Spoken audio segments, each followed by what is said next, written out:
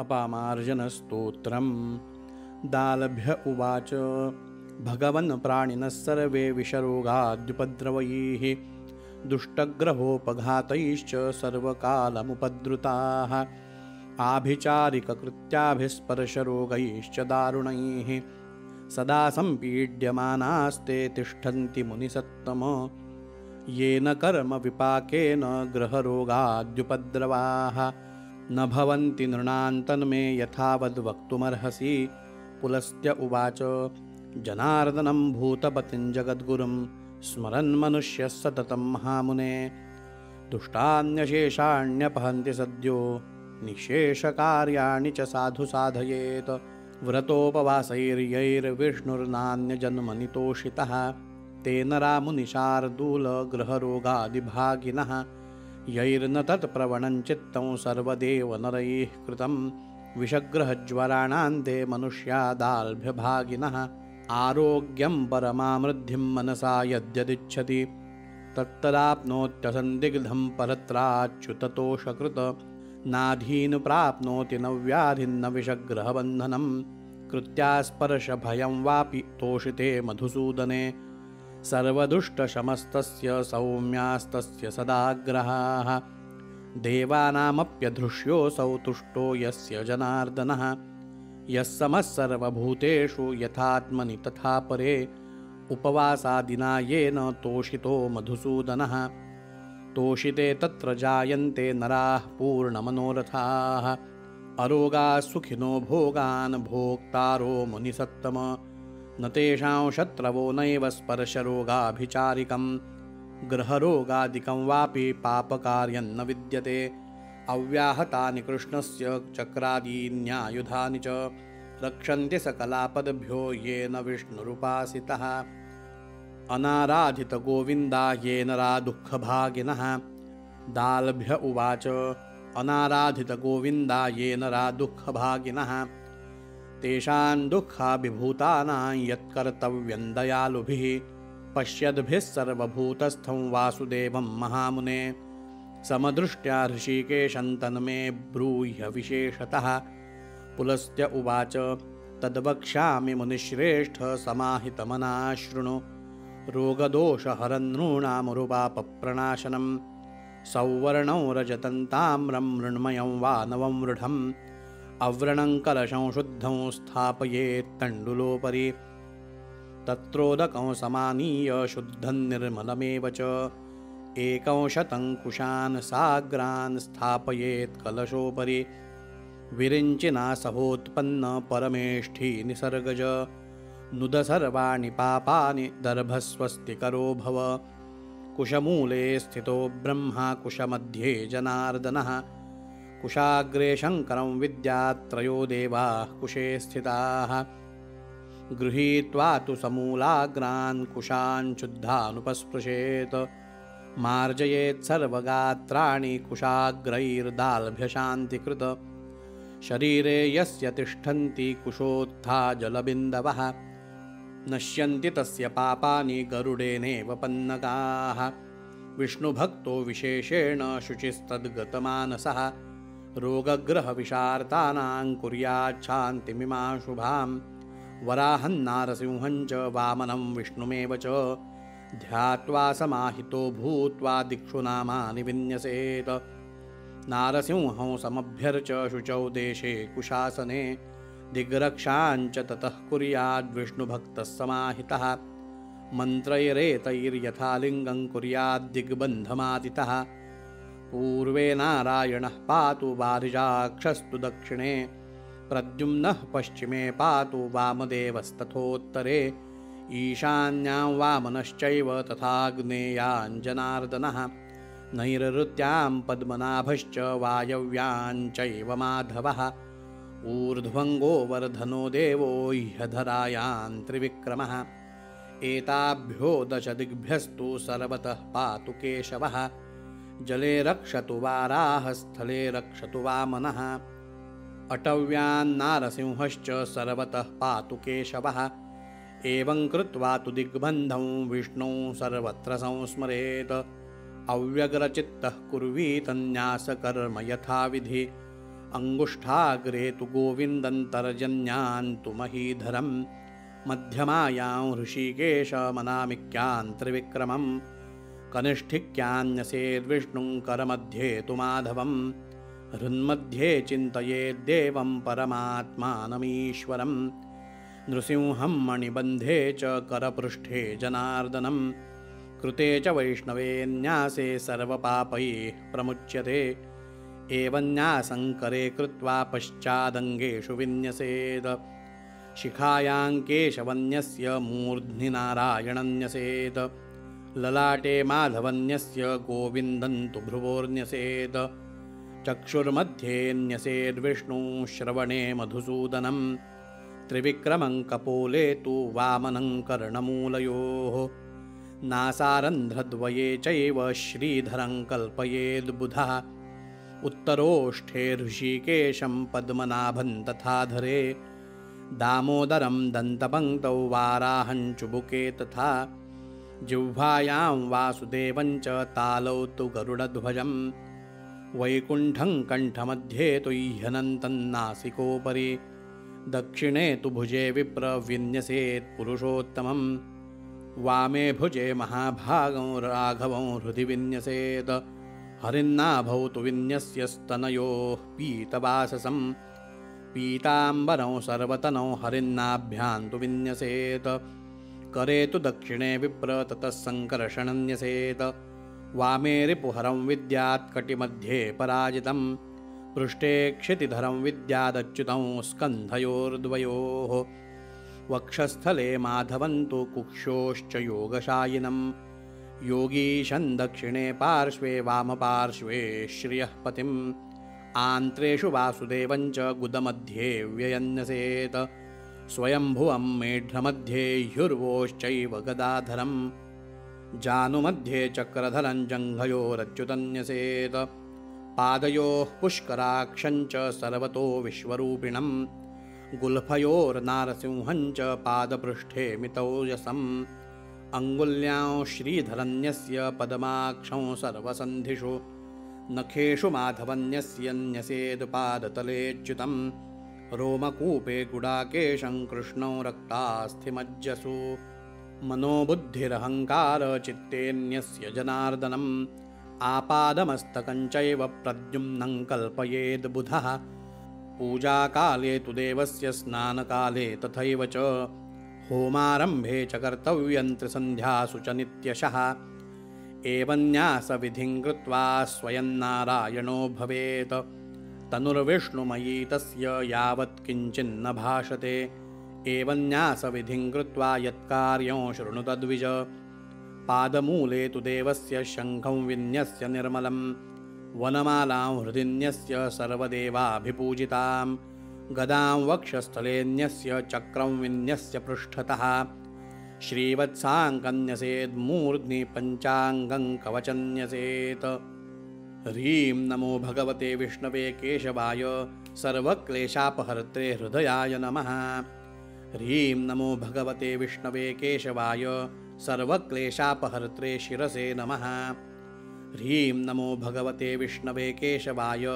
सर्वक्लेशापहर्त्रे शिखायै नमः ह्रीं नमो भगवते विष्णवे केशवाय सर्वक्लेशापहर्त्रे कवचाय नमः ह्रीं नमो भगवते विष्णवे केशवाय सर्वक्लेशापहर्त्रे नेत्रत्रयाय नमः ह्रीं नमो भगवते विष्णवे केशवाय सर्वक्लेशापहर्त्रे अस्त्राय नमः इति दिग्बन्धः विष्णुरूर्ध्वमधः पातु वैकुण्ठो वै दिशो दश पातु मां सर्वतो रामो धन्वी चक्री च केशवः अपामार्जनकोऽन्यासः सर्वव्याधिविनाशनः आत्मनश्च परस्यापि विधिरेष उदाहृतः वैष्णवेन तु कर्तव्यः सर्वसिद्धिप्रदायकः जपप्रारम्भकाले तु ह्यपामार्जनकं परं ततो जपेदिदं दाल्भ्य सर्वरोगविनाशनम्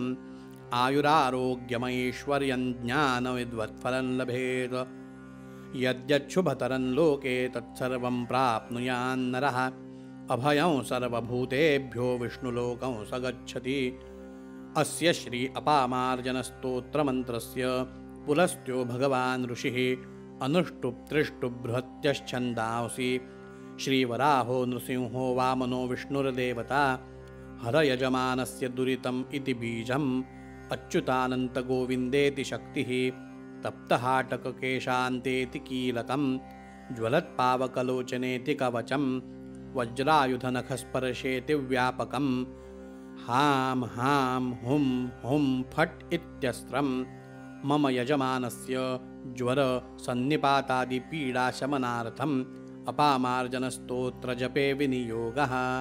अथ ध्यानम्। नीलोत्पलदलश्यामं पीताम्बरधरं हरिं शङ्खचक्रगदापाणिं ध्यात्वा पामार्जनं जपेत।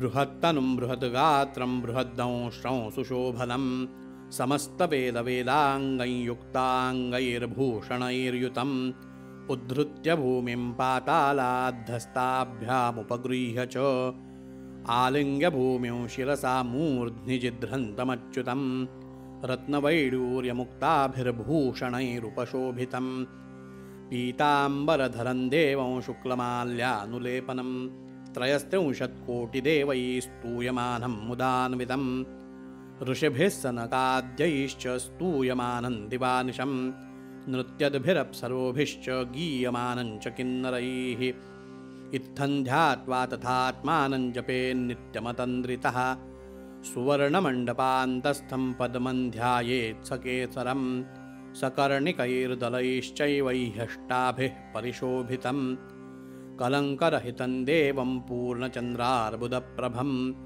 तडित्समानशोभावत्कण्ठलालेन शोभितं श्रीवत्साङ्कितवक्षस्थं तीक्ष्णदंष्ट्रसुलोचनं जपाकुसुमसङ्काशं रक्तहस्ततलान्वितं पद्मासनसमारूढं योगपद्मसमन्वितं पीतवस्त्रपरिधानं शुक्लवस्त्रोत्तरीयकं कटिसूत्रेण हयमेन नूपुरेण विराजितं वनमालादिशोभाढ्यं मुक्ताहारोपशोभितं सपङ्कजं चतुर्हस्तं तत्पत्रायतलोचनं प्रातः सूर्यसमाभ्यां वैकुण्डलाभ्यां विराजितम् अनेकसूर्यसङ्काशं मुकुटाटोपमस्तकं शङ्खचक्रगृहीताभ्यामद्बाहुभ्यामथान्ययोः केयूरकान्तिसंस्पर्धिमुद्रिकारत्नशोभितं जानूपरिन्यस्तकरद्वन्द्वं रत्ननखाङ्कितं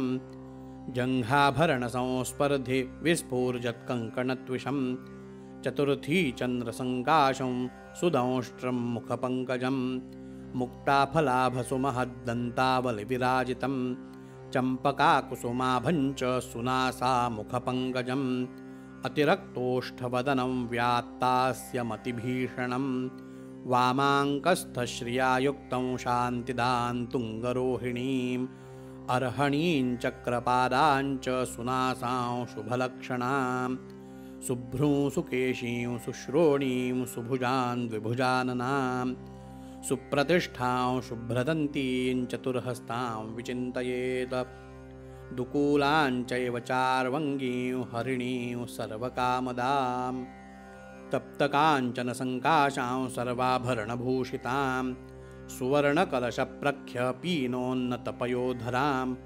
गृहीतमातुलिङ्गाभ्यामदुबाहुभ्यामथान्ययोः गृहीतपद्मयुगुलजाम्बूनदकरान्विताम् एवं देवीं नृसिंहस्य वामाङ्कोपरि संस्मरेत् देवं च कर्णिकामध्ये काम्ये नित्ये च कर्मणि आत्मानं च नृसिंहस्य शरीरं संस्मरेदपि हेमाद्रिशिखिराकारं शुद्धस्फटिकसन्निभं पूर्णचन्द्रनिभं देवं द्विभुजं वामनो स्मरेत् सूर्यकोटिप्रतीकाशं चन्द्रकोटिसुशीतलं ज्वलत्कालानलप्रख्यन्तडत्कोटिसमप्रभं सुन्दरं पुण्डरीकाक्षं किरीटेन विराजितं षोडशस्त्रीसहस्रैश्च गन्धर्वाप्सरसाङ्गणैः चतुर्मुखाद्यैर्देवेशैस्तोत्राराधनतोषितैः त्र्यम्बको वै महादेवो नृत्यते सन्निधौ हरेः अजिनदण्डकमण्डलुमेखलारुचिरपावनवामनमूर्तये मितजगत्त्रितयाय जितारये निगमवाक्पटवे बटवे नमः।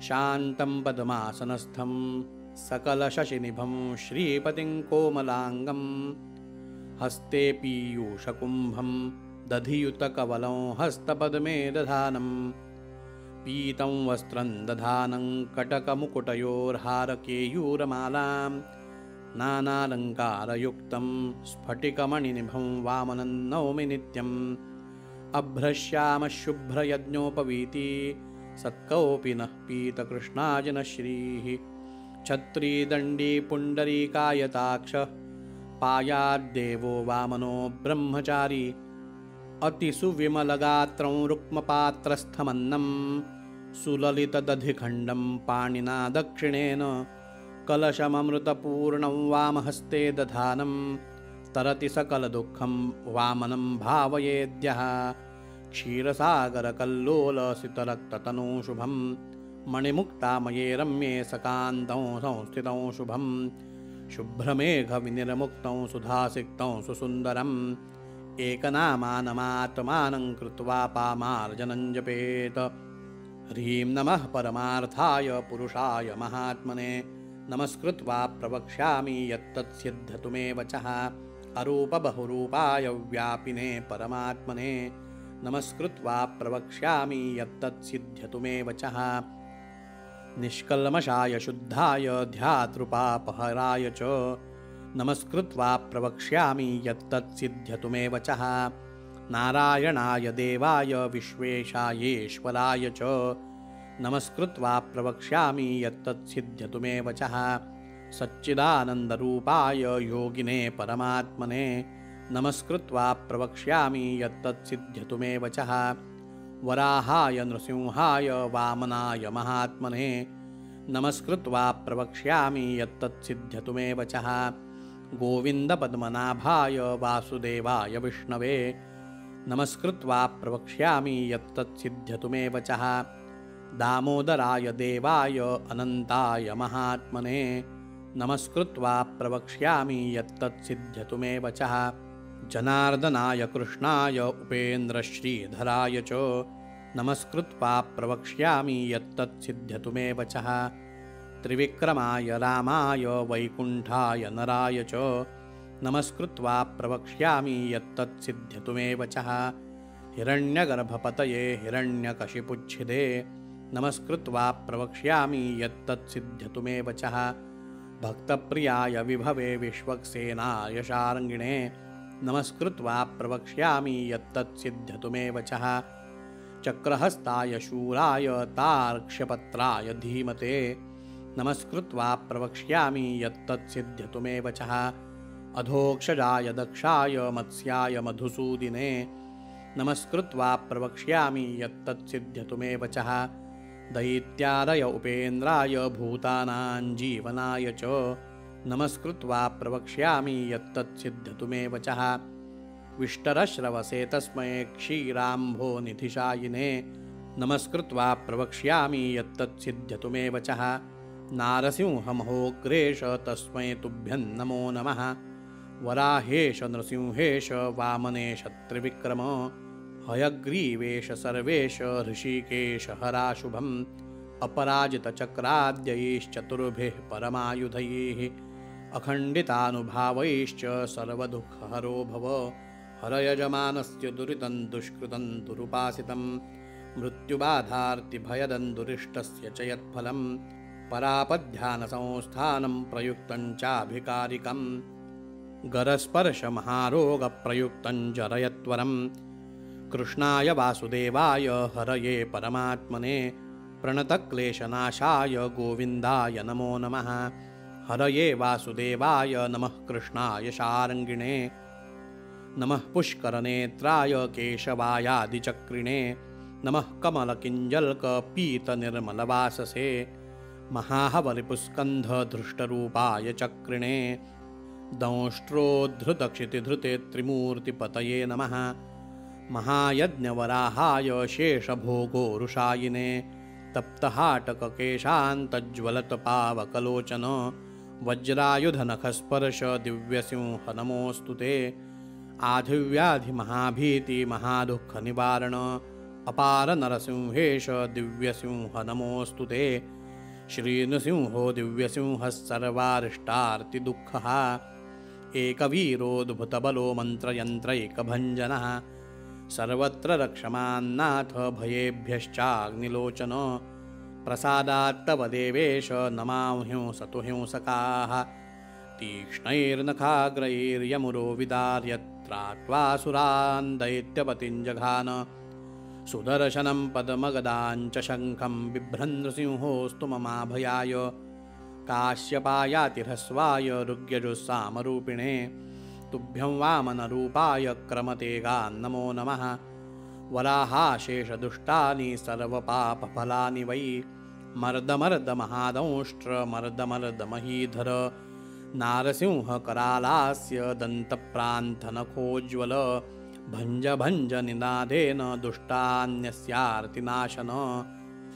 ऋग्यजुस्सामगर्भाभिर्वाग्भिर्वामनरूपधृक् प्रशमौ सर्वदुःखानि नयत्वाशु जनार्दनः अस्य श्रीज्वरमन्त्रस्य कालाग्निर्ऋषिः अनुष्टुप्छन्दः महादेवो देवता सकलज्वरोपशान्त्यर्थे जपे विनियोगः भस्मायुधाय विद्महे एकदंष्ट्राय धीमहि तन्नोज्वरः प्रचोदयात् त्रिपादभस्मप्रहरणस्त्रिशिरा रक्तलोचनः समे प्रीतसुखं दद्यात् सर्वामयपतिर्ज्वरः आद्यन्तवन्तः कवयः पुराणाः सूक्ष्मा बृहन्तो ह्यनुशासितार्यः सर्वान् ज्वरान् घ्नन्तु ममानिरुद्धप्रद्युम्नसङ्कर्षणवासुदेवाः कुबेरते मुखं रौद्रं दन्दिनानन्दमावह ज्वरमृत्युभयं घोरं विशनाशय मे ज्वरम् अङ्गवङ्गकलिङ्गेषु सौराष्ट्रमगधेषु च वाराणस्याञ्च यद्दत्तं किन्न स्मरसि रे ज्वर श्रीकण्ठक्रोधसम्भूत सुरासुरनमस्कृत नित्यं क्रतुरिपुः शीघ्रं सुखं वितर मे ज्वर येषाञ्चतुर्णां मन्त्राणामयुतो जप ईरितः योऽसौ सरस्वतीतीरे ह्यपुत्रो ब्राह्मणो मृतः यवादिकृतपद्मेषु समाह्वयामि पूज्य च त्रिरात्रज्वरनाशाय ददाम्येतत्तिलोदकम् येषु मन्त्रेषु याः प्रोक्ता देवतास्तास्तु तर्पयेत् ताम्रपात्रे तिलान् कृत्वा गन्धपुष्पाक्षतादिभिः शुद्धोदकेन शुद्धात्मा सहस्रपरिसङ्ख्यया आवाह्य पूजयित्वा तु स्थण्डिले चोपकल्पिते होमं चाथ प्रकुर्वीत क्षीराज्येनाम्रपल्लवैः आद्यन्तमन्त्रैः स्वाहान्तैर्दशमन्त्रैश्च मन्त्रवित् एवं कृते ज्वराः सर्वे प्रशमय्यान्त्यशेषतः न बाधन्ते पुनस्तानि दुष्टादीनां परिग्रहात् आयुरारोग्यमैश्वर्यं ज्ञानं वित्तं फलं लभेत् यद्यच्छुभतरं लोके तत्सर्वं प्राप्नुयान्नरः ऐकाहिकं द्व्याहिकं च तथा त्रिदिवसज्वरं चातुर्थिकं तथात्युग्रं तथैव सततज्वरं दोषोत्थं सन्निपातोत्थं तथैवागन्तुकज्वरं शमन्नयाशु गोविन्द छिन्दि छिन्द्याशु वेदनां नेत्रदुःखं शिरोदुःखं दुःखं चोदरसम्भवम् अतिकासमतिश्वासमतितापं सवेपथुं गुदघ्राणाङ्घ्रिरोगांश्च कुष्ठरोगं तथा क्षयं कामलादींस्तथा रोगान् प्रमेहांश्चातिदारुणान् भगन्धरातिसारांश्च मुखरोगांश्च वल्गुलीन्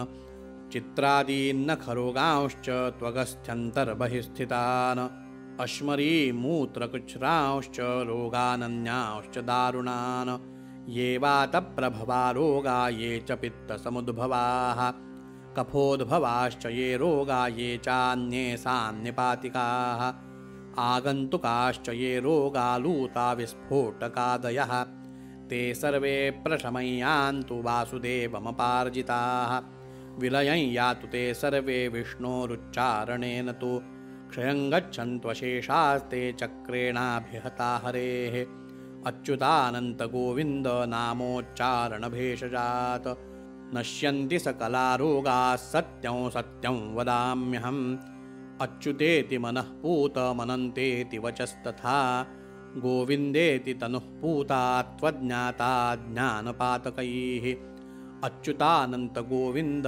परमानन्दमाधवं ह्रीं नमः सम्पुटीकृत्य जपन्नेव मधोक्षजं सत्यं सत्यं पुनः सत्यमुत्क्षिप्य भुजमुच्यते वेदशास्त्रात् परन्नास्ति न देवः केशवात् परः स्थावरं जङ्गमं वापि कृत्रिमं चापि यद्विषं दन्तोद्भूतं नखोद्भूतमाकाशप्रभवं विषं लूतादिप्रभवं यच्च विषमत्यन्तदुःखदं शमन्नयाशु तत्सर्वं कीर्तितोऽसि जनार्दन ग्रहान् प्रेतग्रहांश्चैव तथा वैडाकिनीग्रहान् मुखमण्डलिकान् घोरान् रेवतीं वृद्धरेवतीं वृद्धाख्यांश्च ग्रहाश्चोग्रांस्तथा मातृग्रहानपि बालस्य विष्णोश्चरितं हन्तु बालग्रहानिमान् नारसिंहस्य ते दृष्ट्या दग्धा ये चापि यौवने सटाकलालवदनो नारसिंहो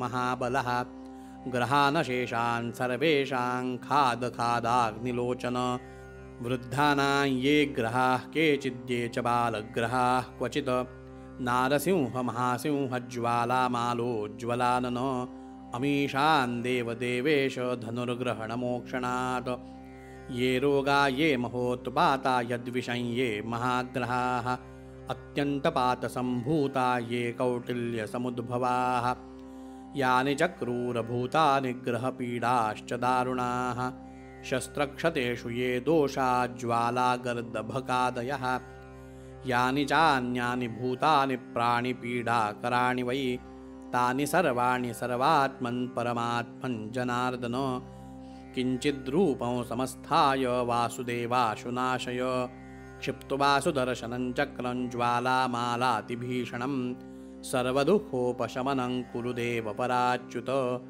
सुदर्शनमहाज्वाल छिन्धि छिन्ध्याशु वेदनां सुदर्शनमहाचक्र गोविन्दस्य वरायुध सुदर्शनमहावेग कोटिसूर्यसमप्रभ त्रैलोक्यरक्षाकर्ता त्वं दुष्टदानवमर्दवं तीक्ष्णधारमहावेग छिन्धि छिन्धि महाज्वर छिन्धि छिन्धि महाव्याधिं छिन्धि छिन्धि महाज्वरं छिन्धि वातञ्च लूताञ्च छिन्धि घोरं महद्विषं रुजन्दाहञ्च शूलञ्च निमिषज्वालगर्दभं सुदर्शनस्य मन्त्रेण ग्रहायान्तु दिशो दश ह्रीं नमो भगवते भो भो सुदर्शन दुष्टं दारय दारय दुरितं हन हन पापं मथ मथ आरोग्यं कुरु कुरु हां हां हुं हुं फट् ठः ठः हननो द्विषः त्रैलोक्यरक्षाकर्ता त्वम् आज्ञापय जनार्दन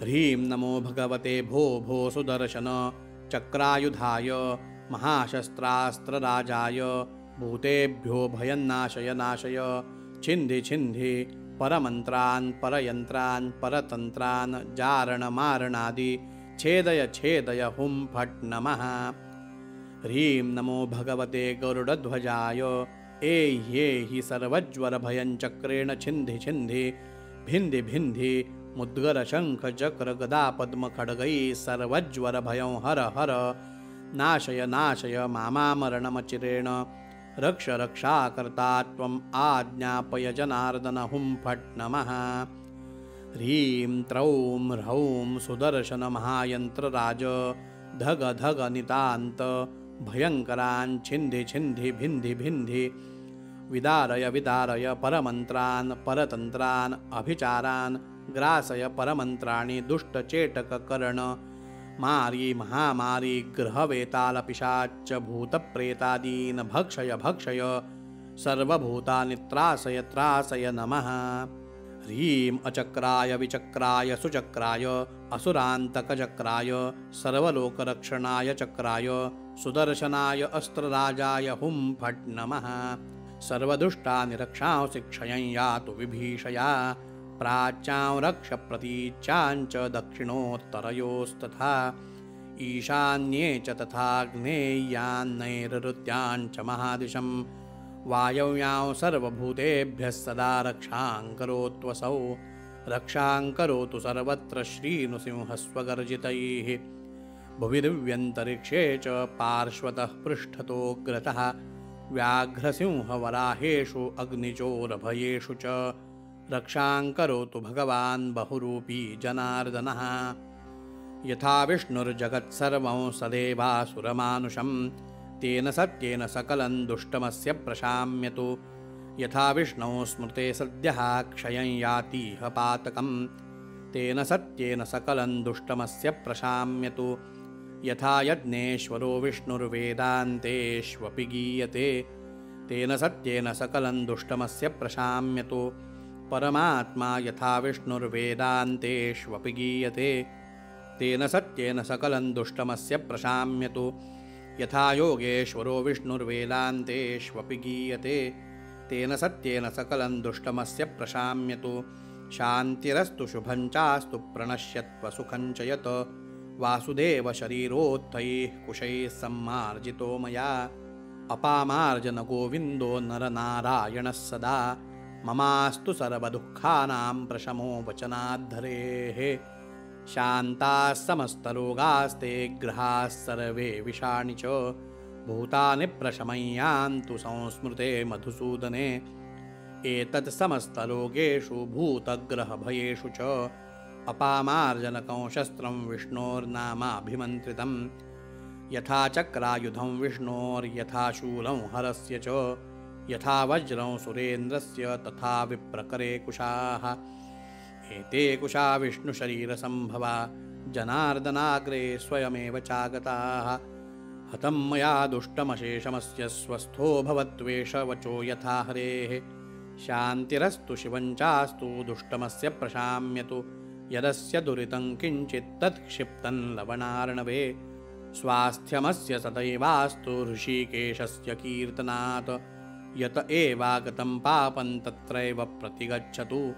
एतद्रोगादिपीडासु जन्तूनां हितकाम्यया त्रिसन्ध्यं जपते यस्तु सर्वरोगैः प्रमुच्यते। विष्णुभक्तेन कर्तव्यम् अपामार्जनकं परम् अनेन सर्वदुःखानि प्रशमय्यान्त्यसंशयं। सर्वभूतहितार्थाय कुर्यात्तस्मात् सदैव हि कुर्यात्तस्मात् सदैव ह्योन्नम इति शक्तिबीजं।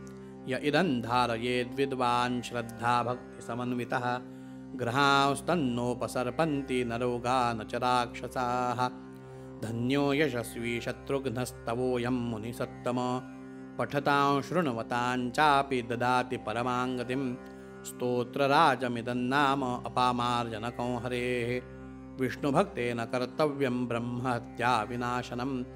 विष्णोः प्रीतिकरं स्तोत्रं यः पठेन्नियमेन तु तस्य तुष्यति गोविन्दो मनसा चिन्तितं लभेत।